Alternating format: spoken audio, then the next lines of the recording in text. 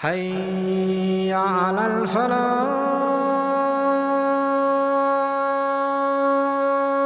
It's not going to be easy for you. And to get that strength, you will gain that strength. The closer you are to Allah, the stronger you'll get. And you'll get close to Allah when you recite His words calmly in the middle of the night. And then Allah starts talking about the benefits of the night prayer. Why specifically the night time? Inna nashi'ata al-layli. No doubt about it. This getting up in the night. Hiya ashaddu wat'an. It is more firm when it comes to planting your feet. In other words, there are no distractions. There's nobody else calling you. There are no other obligations. The world is asleep. Your feet are planted more. And then ناشئة الليل يعني تصرفا وأقوى مقيلا يعني actually no, I skipped that. العبادة التي تنشأ به. All the worship you're going to stand up and do at that time is going to be firmer. It's going to plant your feet deeper into the ground. What actually means to penetrate onto the ground and step. وَطَأَ يَطَأُ, to step on the earth and to leave an imprint. So your feet will get imprinted where you stand. You'll be planted. You'll be firm. And this is actually imagery, kinaya in the Qur'an. It alludes to something. And the allusion here is, when the Prophet ﷺ's feet are planted in the ground in prayer, his feet will be planted when he stands by his message. إِثْبَاتُ الْقَدَمِ. We say, وَثَبِّتْ أَقْدَامَنَا وَانْصُرْنَا عَلَى الْقَوْمِ الْكَافِرِينَ. Plant our feet firm. Well, you'll become firm in your beliefs and firm in your delivery, in your confidence when you develop this relationship with Allah. That's the instruction given to the Prophet ﷺ. وَأَقْوَى مُقِيلًا. And it's more upright in terms of speech. In other words, your words are not filled with distraction of anything else. This is the best time to speak with me. And also some argue here, وَأَقْوَى مُقِيلًا, it's the most upright, it's the best time to be speak in terms of speech with Allah, because Allah is where? In the last portion of the night. It's the closest. So the best time to talk to me is then. وَأَقْوَى مُقِيلًا.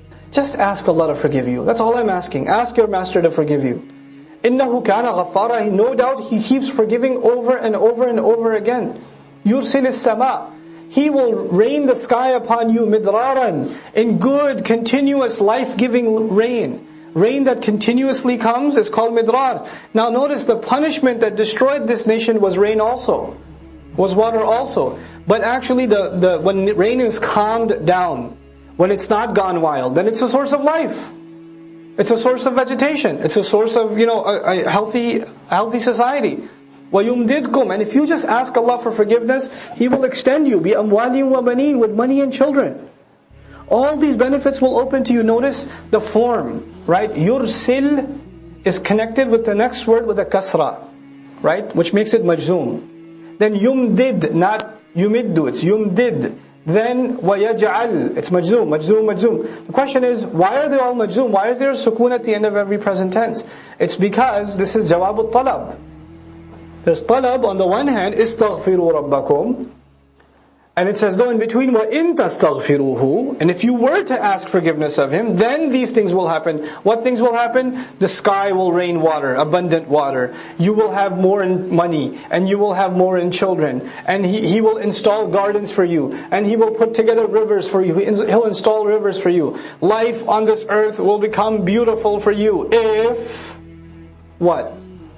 You ask Allah for forgiveness. This is a passage about what are the benefits of istighfar. We thought the benefit of istighfar is forgiveness. Obviously somebody's asking for forgiveness. The greatest thing they're hoping for is forgiveness itself. Forgiveness comes with these benefits.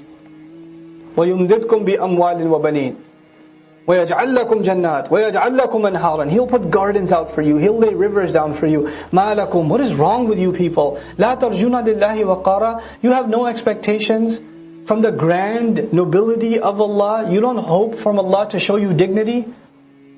وَقَدْ خَلَقَكُمْ أَطْوَارًا. And He's the one that already created you in stage after stage. Tawr means stage. Atwar means you were babies, then you were adults, and you've matured so much. He's the one that did that for you. أَلَمْ تَرَوْا كَيْفَ خَلَقَ اللَّهُ سَبْعَ سَمَاوَاتٍ طِبَاقًا. Haven't you taken a look and reflected how Allah created 7 skies, one on top of the other in layers? وَجَعَلَ الْقَمَرَ فِيهِنَّ نُورًا. And in those skies Allah placed, within them He placed a light. وَجَعَلَ الشَّمْسَ سِرَاجًا, meaning the moon first, and then He placed the sun as a lamp. وَاللَّهُ أَنْبَتَكُم مِّنَ الْأَرْضِ نَبَاتًا. And Allah is the one who caused from the earth all kinds of things to sprout for you. أَنْبَتَكُمْ نَبَاتًا. All kinds of things to sprout for you. ثُمَّ يُعِيدُكُمْ فِيهَا. Then He's the one who brings it out, He returns it back to you from within it. Meaning the plants sprout and they give seeds and you put the seed back in and it brings it back to more produce. He keeps giving you more and more out of the same food. وَيُخْرِجُكُمْ إِخْرَاجًا. And He continuously brings things out for you. وَاللَّهُ جَعَلَ لَكُمُ الْأَرْضَ بِسَاطًا. And He leveled the earth down for you and made it easy for you to walk on. لِتَسْلُكُوا مِنْهَا سُبُلًا فِجَاجًا. So that you can pursue from it all kinds of paths and go through all kinds of valleys. Fijaj means, open space between two mountains.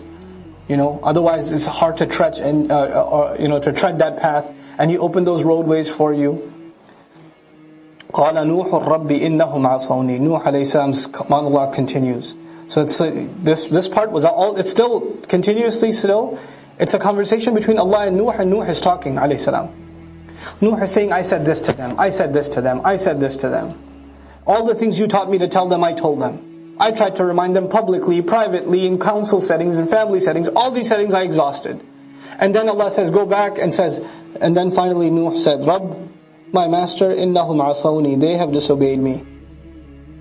Now the past tense is yud'asawni, they've disobeyed me. Not ya'sunani, they disobey me. Which means He's done with them. Is done, Ya Rabb. وَاتَّبَعُوا. And they have followed مَنْ لَمْ يَزِدْهُ مَالُهُ وَوَلَدُهُ إِلَّا خَسَارًا. They have followed someone who cannot increase them in wealth, nor can he increase them in children, except in more loss. That's the only thing that they can increase in now. وَمَكَرُوا مَكْرًا كُبَّارًا. And they made a huge plot against him. They made a huge plot against, undermining his efforts. And it seems the closer he got to building the ark, the more intense his da'wah became. And so they started seeing some effect of his call and the warning, because he can imagine if he's got only 1 or 2 days worth of work left, he's really scared for these people. So he's going out of his way to warn them now like never before. So some people are getting a little shaken and they're being pulled towards him, and the leaders of their tribes see that. So they made a new plan, and their plan was to make people feel like if they accept Nuh's call, not only are they dumb, because they would think that the messengers, they're crazy people, etc. Don't follow a crazy person. But actually they will make people feel like they're traitors. That they're abandoning the expectations of their elders. That they're an embarrassment to their family legacy. That sort of line of reasoning. So they said, وَقَالُوا لَا تَذَرُنَّ آلِهَتَكُمْ. Don't you dare leave your gods, they said. They went around making a counter da'wah. وَلَا تَذَرُنَّ وَدًّا. Don't you dare abandon Wadd, one of the names of their false gods. وَلَا سُوَاعًا. And don't leave Suwa'an. وَلَا يَغُوث. Don't leave Yaghuth and Ya'uq وَنَصr. These are names of their gods. They called them by name so they could scare people and say, you're going to leave Yaghuth? You're going to leave Nasr after all he's done for you? Have you forgotten his powers? Don't you think the curse will come on you, etc., etc.? So they went on this this huge campaign to undermine the call of Nuh alayhi salam, and it worked. وَقَدْ أَضَلُّوا كَثِيرًا. And they misguided a lot of people. They were able to get a lot of people to stay. وَلَا تَزِدِ الظَّالِمِينَ إِلَّا ضَلَالًا. And these guides, these misguides, these idols were not able to increase wrongdoers in anything except even more misguidance. مِمَّا خَطِئَاتِهِمْ. Because of the kinds of mistakes they made, أُغْرِقُوا. They were drowned. فَأُدْخِلُوا نَارًا. Then they were thrown into the fire. Then they were entered into fire. Allah tortured this nation with water and then with fire. Assalamu alaikum wa rahmatullah. If you enjoyed this video, please do share it with friends and family. If you want to see more videos from this series, click on the box at the top. If you want to see other videos, click on the box at the bottom. And don't forget to hit the subscribe button. Thanks.